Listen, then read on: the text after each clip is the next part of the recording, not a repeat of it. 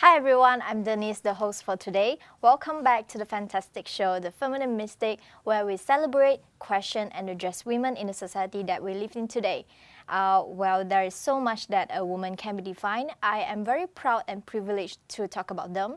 And our guest for today is Mr. Daryl, who is a close friend of mine, that he will share his thoughts on the different female personality on this show today. Welcome, Daryl.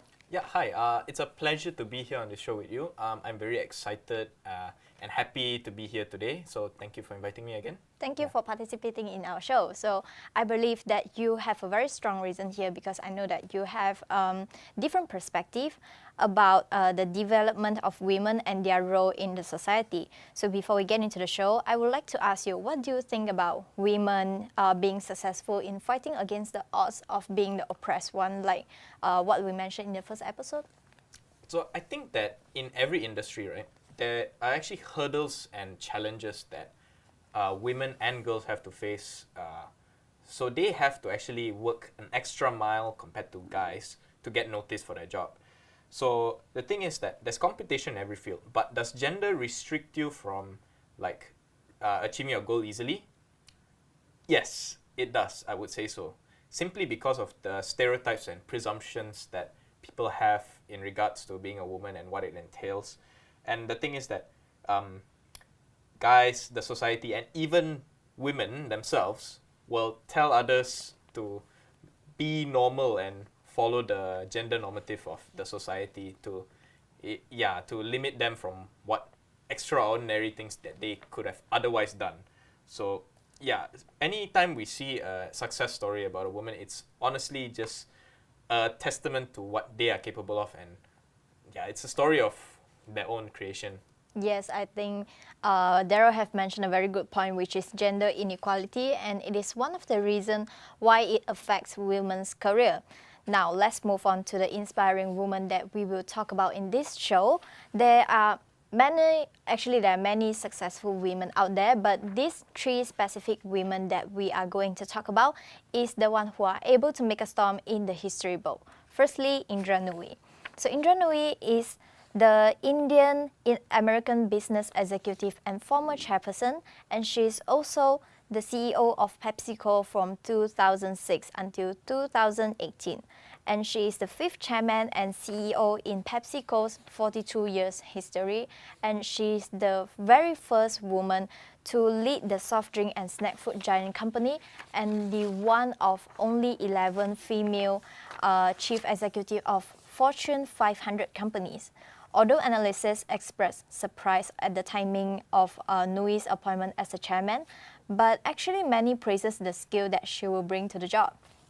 So during her tenure, Nooyi used the strategy of making PepsiCo a well-balanced consumer product company that is less reliant on the sales of its flagship soft drink. At the same time, she also aggressively pursued to make PepsiCo expand internationally. So under her leadership, PepsiCo revenue increased from 35 billion in 2006 to 63.5 billion in 2017.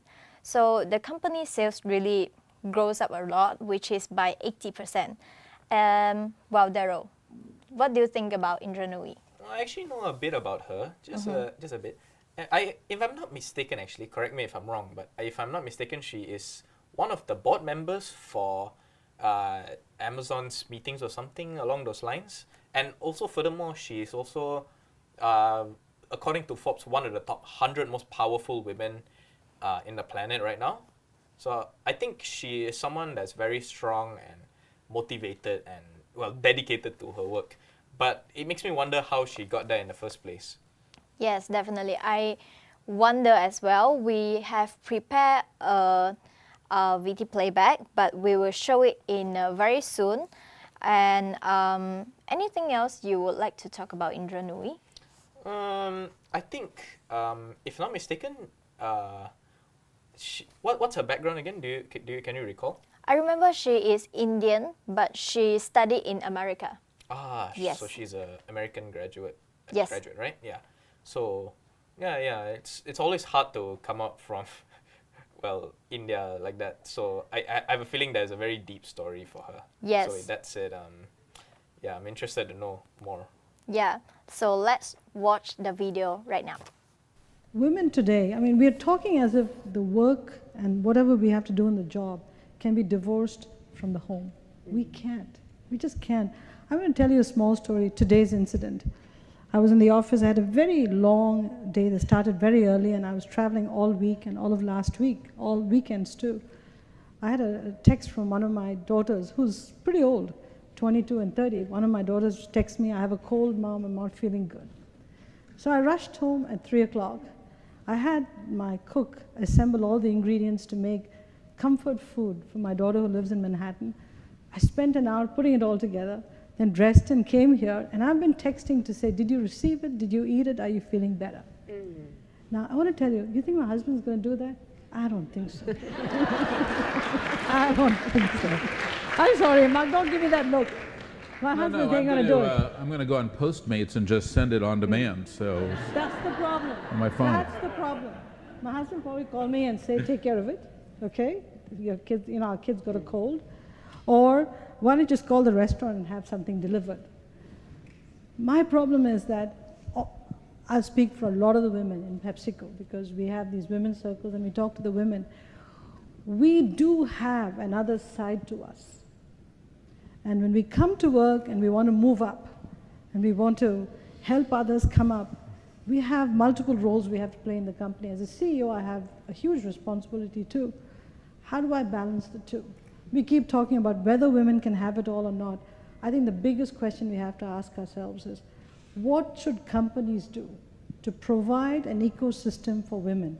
For men also, but let's start with the women, because every time we talk about women, we include the men. We dilute the whole subject.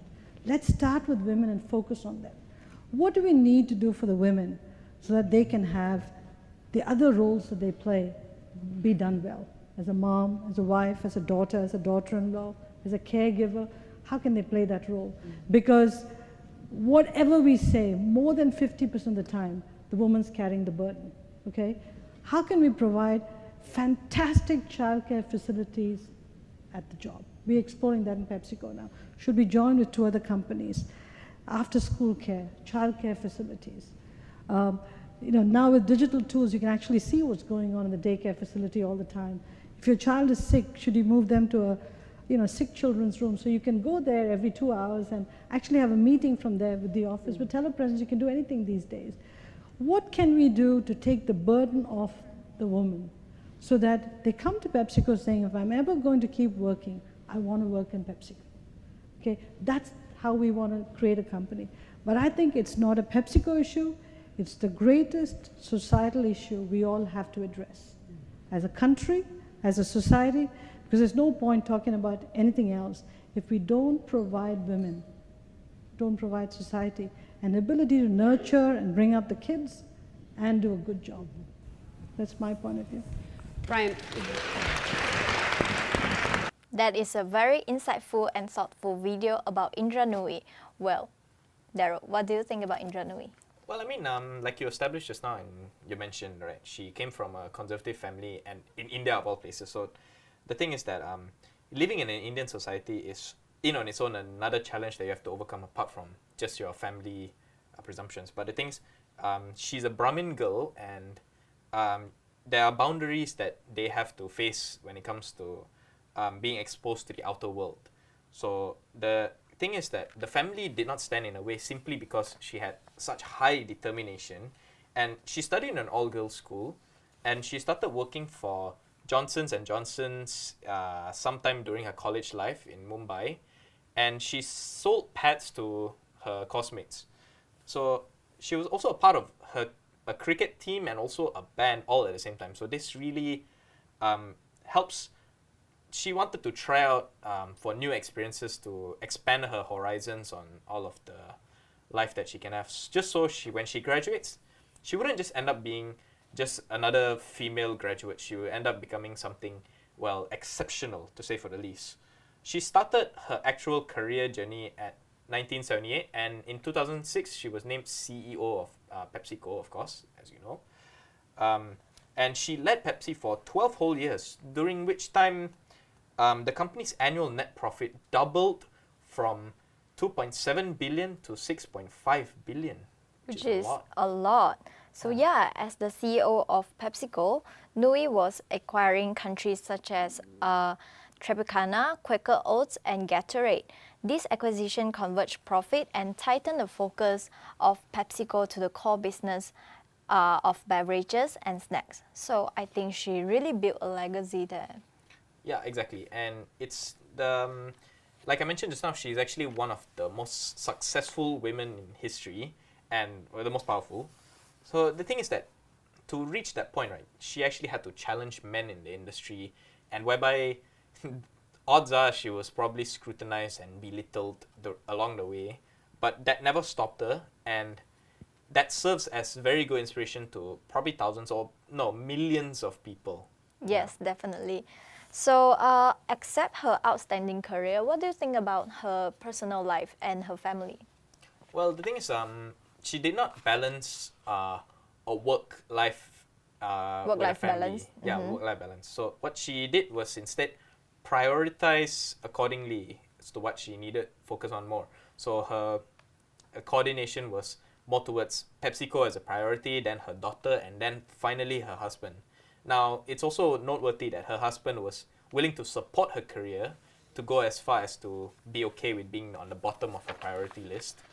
But yeah, it's a good sacrifice. Yes, indeed. Well, I can see one very important factor here, which is that female does not only have to be the only person who sacrifices the most, like in our Asian culture, right? So, mother actually this role are always facing difficulties in balancing commitments. Yeah, exactly. The thing is, as a family, right, everyone needs to give and take. So we should share the responsibilities together. Family is family. Yes, that is a very good point. Family is family. So after the discussion of a strong businesswoman, Indra Nooyi, we are now moving on to the second inspiring woman. For those of you who are watching our show, do you think that women are physically weaker than men, like we discussed in the first episode? So now we have a video about a strong woman that is a boxer. Let's go. Well, let's find out.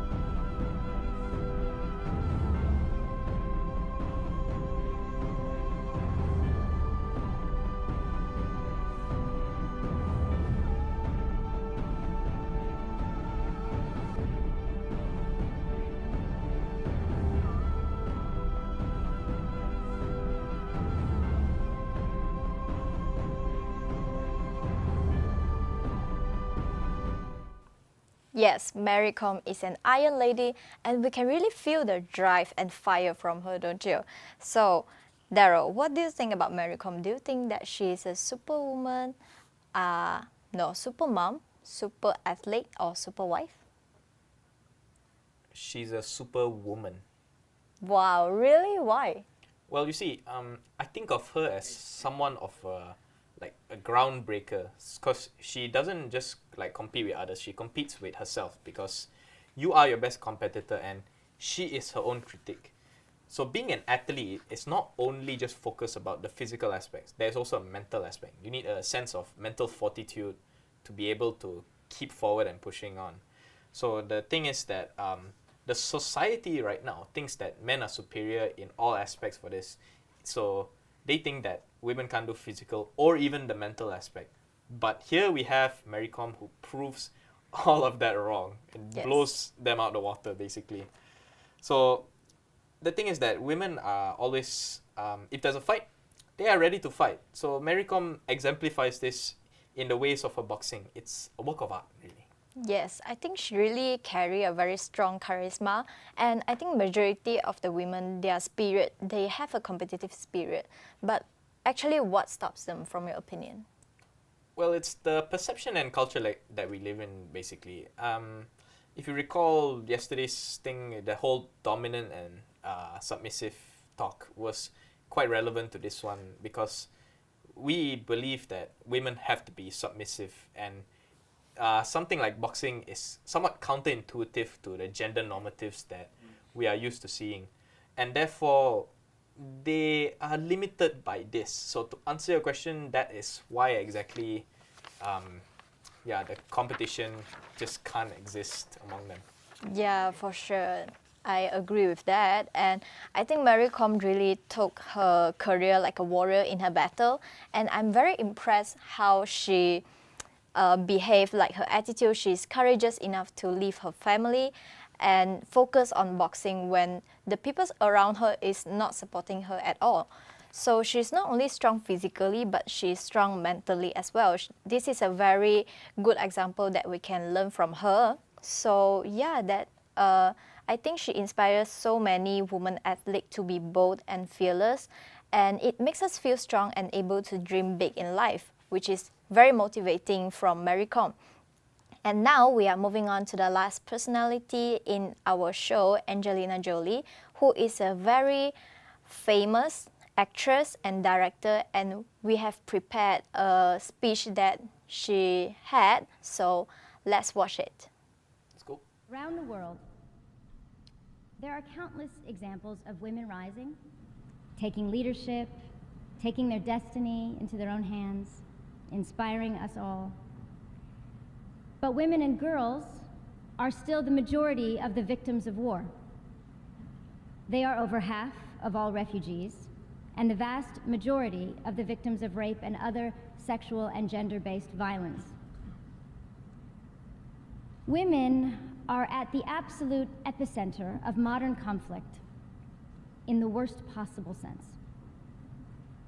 But more often than not, they are still on the outside, looking in when it comes to politics and decisions about their futures. In Afghanistan, thousands of women have recently come together in public, risking their lives to ask that their rights and the rights of their children be guaranteed in peace negotiations that so far they have been allowed no part of. Their stand is inspiring, but it should not be necessary. And the international community's silent response is alarming, to say the least. There can be no peace and stability in Afghanistan or anywhere else in the world that involves trading away the rights of women. It is simply the reality of the unequal power relations, abuse of power, gender bias, violence, and lack of justice that keep so many women in a subordinate and therefore vulnerable position internationally. As long as we continue to put almost every other issue ahead of women's rights and participation, we will remain stuck in a cycle of violence and conflict. we will have learned nothing, and our institutions will count for less than they should. From my experience, a growing number of men and women in uniform understand this. When we are at our best, doing what we are called to do, we all share the same goals, the same mandate: a safer, more stable world. We fight to defend our freedoms and rights and the freedoms and rights of others. There is progress. The number of cases of alleged sexual exploitation and abuse are down, although even a single case is unacceptable. The numbers of women peacekeepers is on the rise, with African nations in particular leading the way on this. There are more gender advisors on UN missions, although still not enough. And improving the training on the protection of civilians is starting to come into effect. There is still much more to do to increase the number of women in the ranks of peacekeeping missions. And having met some formidable female peacekeepers this morning, I think that this change cannot come soon enough for the effectiveness and impact of peacekeeping missions. And of course, we cannot call for more women to serve without making it safe and viable for them to do so, including ensuring that they themselves are not vulnerable to sexual harassment or abuse. New actions by your governments in all these areas can make a huge difference, but they, I believe, must be accompanied by commitments to ensure that women's representation in peace negotiations, to be consistent in the defense of women's rights in all places, and to address the deep-seated societal reasons for inequality and violence against women.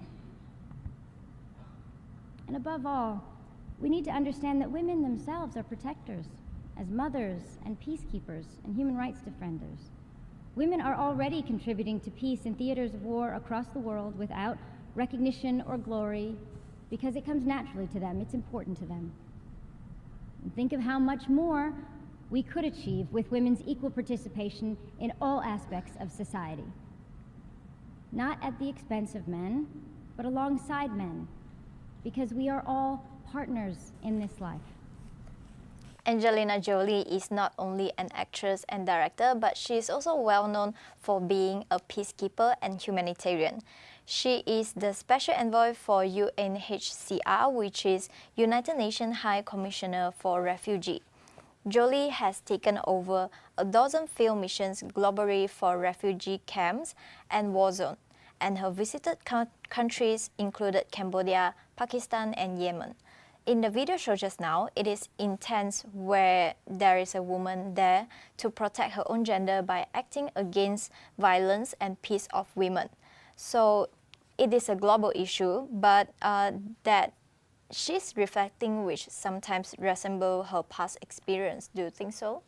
Yeah, I think so. Because her journey of handling media during her tough times, on what was written about her relationship, her depression, her career, was all wiped out once she decided to become an activist, and with a voice that portrays so many emotions and lies under that.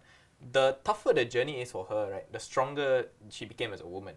So she wants all women safe, and they need the freedom of expression and as a tool to set them free from the current grip of the society. So with that being said, I would like to ask you a question, Denise. Yes. So if you were Angelina Jolie but with the persona of Denise, what would you do if you landed in a situation where you need to voice out yourself? Well, that is a very interesting question. If I am Angelina Jolie, I think I would do the same as what she did, because definitely, as she mentioned in the clips, we have to defend our freedom and rights, and the freedom and rights for others. So yeah, gender inequality actually is not a new topic anymore, and there is still much more to do. There is still a lot of space that we need to improve. And there is a very long way to get gender equality, but I think this topic is getting more and more attention and more discussion from the public, either it's from female or male.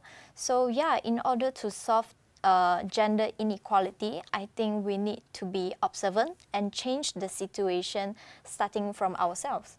Yeah, I think we should promote gender equality in daily life. For example, give like educational opportunities to women and be fair and give women like power and success when they are, They showcasing that they are capable of it.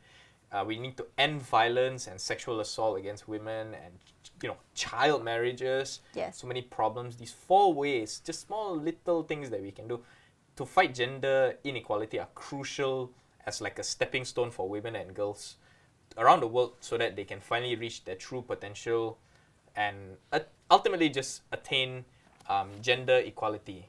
Yes, I think that's a very effective way to solve gender inequality.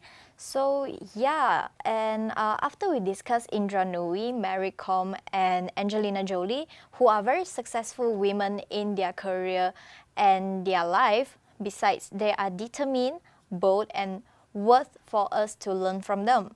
Well, Daryl, apart from them, do you have any example who is successful women or leaders that is from your surroundings? Actually, I have one very recent example. If you just roll back the clock a bit, 2 weeks ago, or 3 weeks ago at this point, there was a very big event here in UCSI University. It was known as the UCSI Youth Film Festival 2022. Herein, I was actually the vice chairperson representing the event.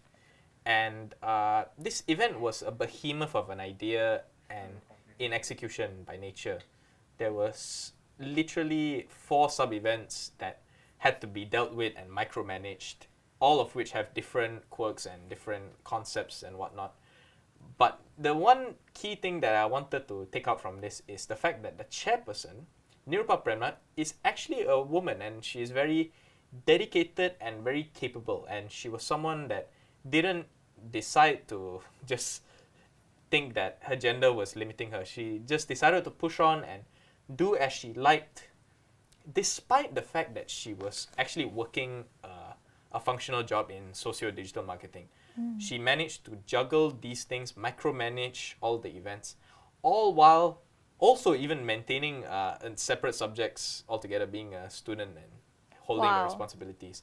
So it was really something that I think can be used as an exemplar for many women to like realize that so long as there's no like particular wall, or like if you don't limit yourself to the gender normatives, you can actually achieve a lot. Furthermore, apart from just Nirupa, the project advisor, one of the project advisors of the two, Dr. Vimala Govindasamy, is also female. She helped with supervising the entire event, giving us pointers, telling us what we need and what we can do about certain situations. Our dean, the FOSLA dean, Prof. Dr. Chanini, also another female, and she helped us out with the event tremendously. Yeah, so on and so forth. Yeah, that is a very good example from you. Thank you very much, Daryl. And before we end our show, I hope you all find it very inspirational, because you can always find any example who is around you, not necessarily to be a famous, successful woman. So yeah, for those of you who is watching our show, thank you very much, and thank you very much, Daryl, for participating. Thank you. It was my pleasure to be here. Thank you. So yeah, for our audiences, never stop yourself to be better, because you only live once. And hope you find our show inspirational. Thank you very much. Take care, stay safe, and goodbye. Women power. Women power.